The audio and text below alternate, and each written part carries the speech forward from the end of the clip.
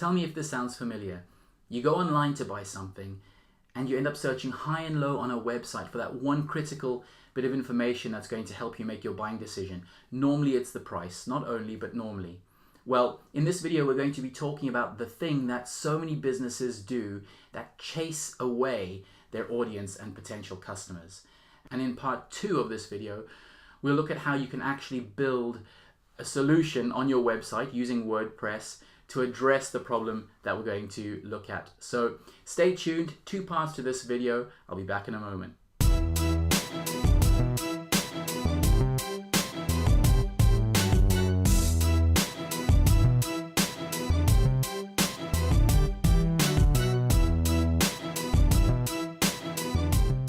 Hey, it's Ryan here.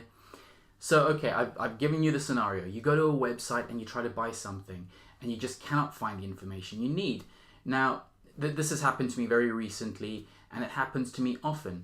And I found that it happens a lot in 2 particular areas. One, it happens with coaches, whether it's a life coach or some kind of a business coach. And number 2, it happens with perhaps more complicated service businesses where they provide something that ultimately requires a price that is going to be unique to you, their potential customer. But the mistake that's being made is that these people think they should put nothing on their website when it comes to prices. So here are a couple of things that you can do which will actually stop people from getting annoyed and going away. Because there's a mistake, you see, that people think everyone's going to click that contact button or get in touch to find out the price, but so many people don't. And in actual fact, you can earn more trust if you actually provide information. So the basic thing is this: provide pricing, if it's pricing that we're talking about. Whatever it is, you see, it can be a whole bunch of information. It can be how much does your service or thing cost, how to configure it for different scenarios, whatever it happens to be.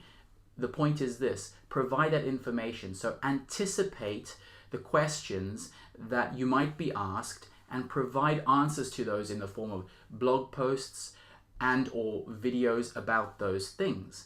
Now, don't worry if you think that telling the price is going to chase people away.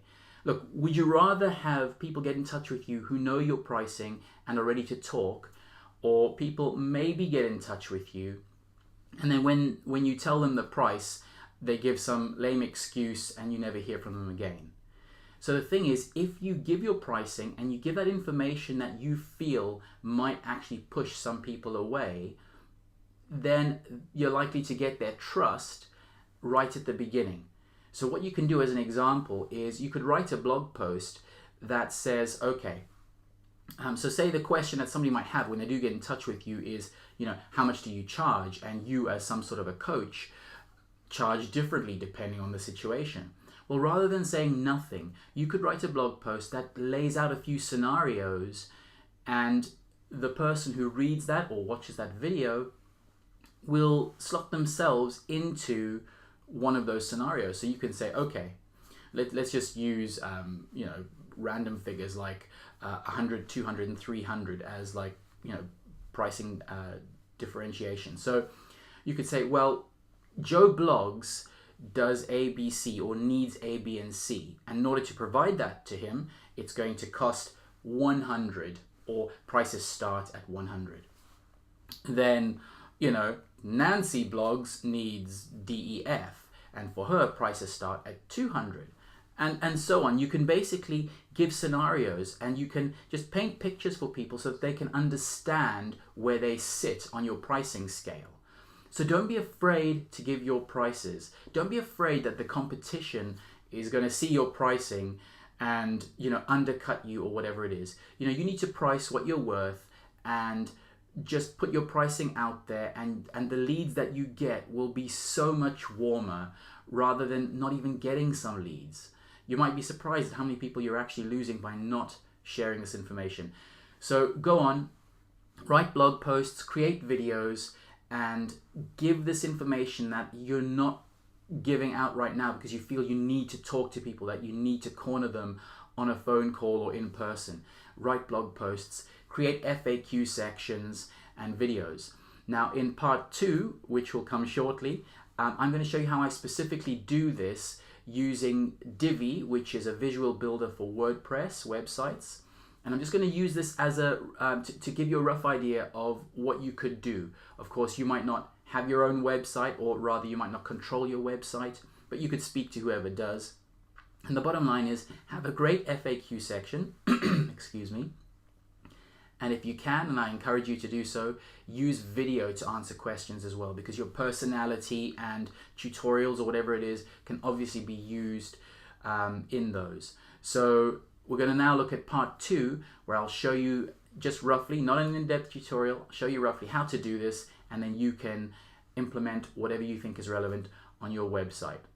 Okay, so in this video, we're going to take a look at a couple of ways of creating a frequently asked section, frequently asked questions section to your website. And for these examples, I will be using Divi by Elegant Themes. So here's just an example of what I mean. So the first example here, we can see frequently asked questions, and underneath we have questions 1, 2, and 3. Now if you click on the little plus symbol here, it toggles down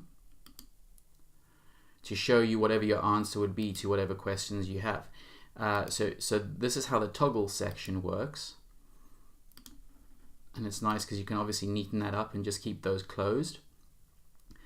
And then another way of doing it, and this is the way I would suggest, generally speaking, just because it shows more personality, and of course you can show off your answers in certain ways. So I've just put a couple of random videos here.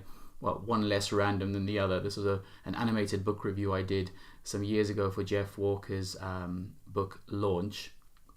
So anyway, so what you would do is you would just title them question 1, and then you would have your answer as a video, question 2, answer as a video, etc. So let's jump into Divi, and I'll just give you a quick overview, show you how you can do it. So this is not going to be an in-depth tutorial, rather is to show off what you can do, and then you can just check out Divi by Elegant Themes in a link somewhere near this video and see if it's right for you. Okay, so here we are in the Divi Visual Builder. Now again, this is not an in-depth tutorial, it's rather just to show you what is possible, and then you can take a look at Divi yourself, check out their in-depth tutorials on everything, but this is just to give you a sense of how you can do, how you can create a couple of different styles of frequently asked questions sections. Okay, so the first thing I'm going to do, if I just scroll down, you'll see this is what we looked at just now. So we're going to more or less replicate that up above. Okay, so let's give ourselves a frequently asked questions title. So I'm going to click on this gray module button and start typing text, because I want a text module. There are a couple of ways here that you can actually replace the text that begins everything. You can either highlight it in here or highlight it up here to replace it. So seeing as I'm here, I'm just going to do this.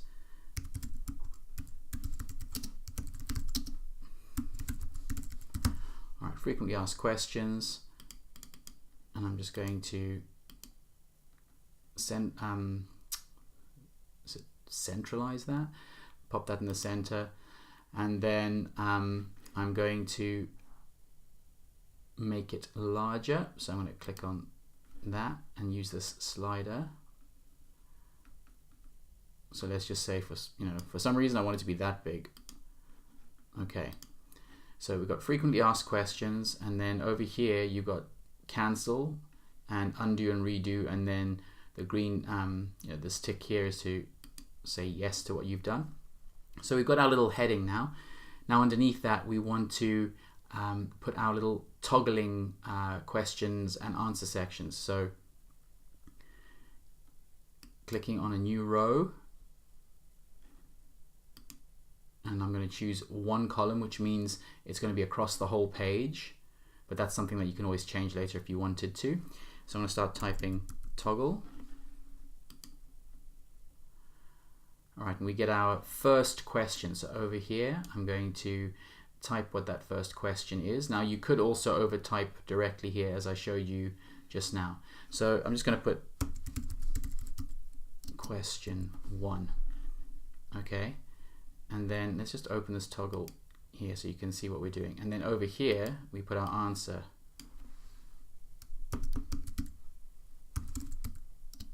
Answer 1.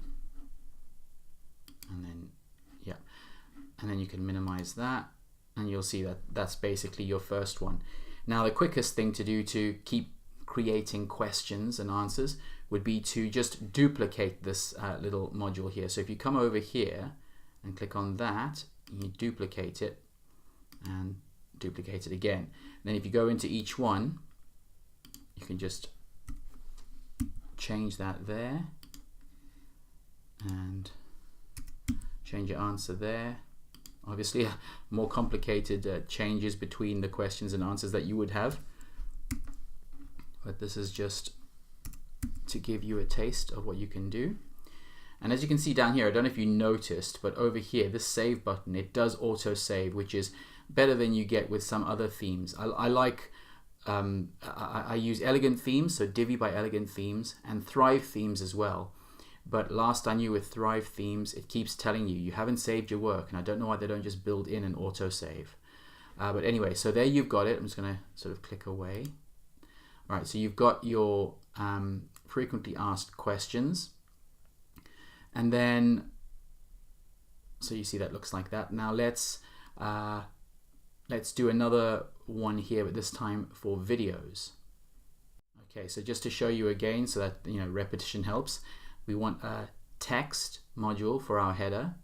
So click on that, type text.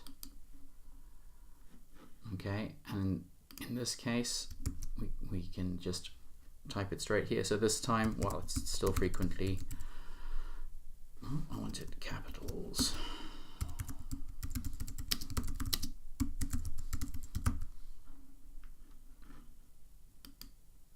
Okay, and then we're going to move that to the middle and enlarge it again. Okay, and you can see you could choose different fonts if you wanted.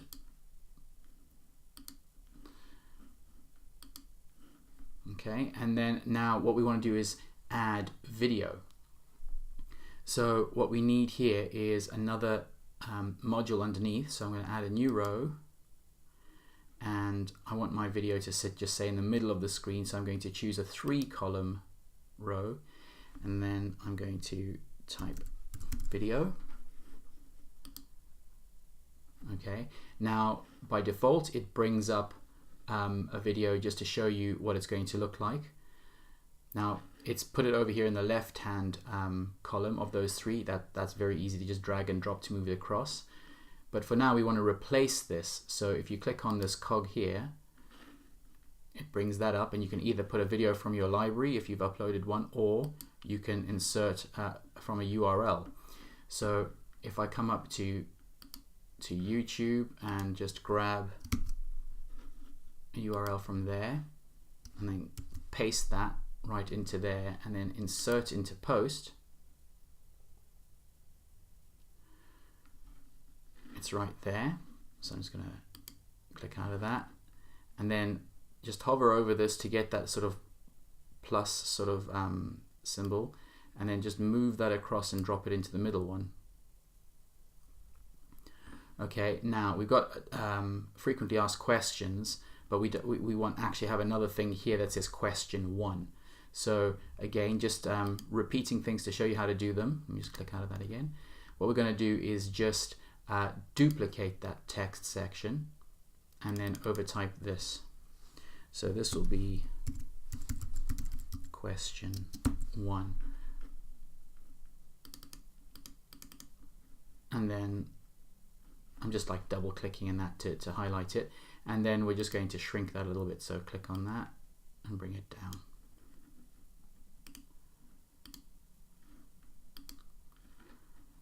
Okay, so as you can see, when you move around the page, it shows you where you are by doing various things, and that can be a bit annoying depending on what you like. Now down here you have options of how you want things to appear. So you can choose